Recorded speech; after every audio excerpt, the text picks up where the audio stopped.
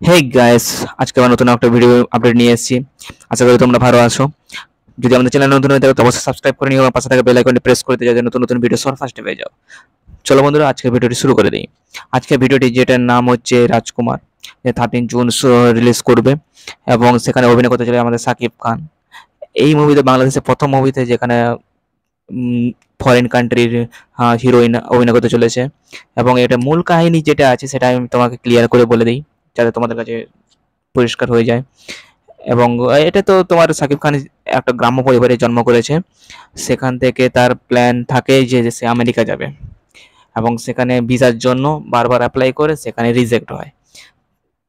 এইটা তার বাবাকে বলে এবং তার বাবা বলে, তার বাবা একটা আন্ডার কন্ডিশন যেতে দেবে না, সামথিং কিছু কিছু গল্প আছে এবং সে জোরজার করেই যায় এবং সেখানে হট সেক্সি টাইপের একটা মেয়েকে দেখতে পায় এবং সেখান থেকে তার ভালোবাসা শুরু হয় এবং পথ পাকামো হলে যায় অবস্থা আমেরিকায় এসে এসব করছে।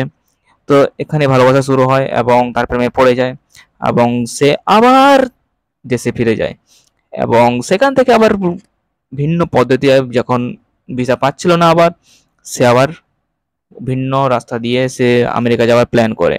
আবার সেই তার বাড়ির সামনে চলে আসে যার প্রেমে পড়েছিল। এত দূর খাটায় কি দরকার, বাংলাদেশে বিজনেস করলেই চলে যেত, তাই না? তো তোমার ওপিনিয়ন কি আমাকে কমেন্ট করে জানিও। তা একটা গল্প, একটা স্টোরি, লাভ স্টোরি। তো এই ক্লিয়ার করে বলে দিই।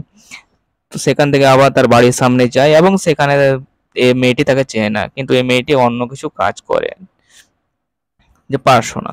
তো এই পাগল প্রেমী হলে যায় অবস্থা এবং সে এদিক ওদিক ঘুরতে থাকে সামথিং কিছু। এই লাভ স্টোরি আছে, অ্যাকশনও আছে ভরপুর। তার রিলিজ হতে চলে আছে। তোমরা এই মুভির জন্য কতটা এক্সাইটেড আমাকে কমেন্ট করে জানিও।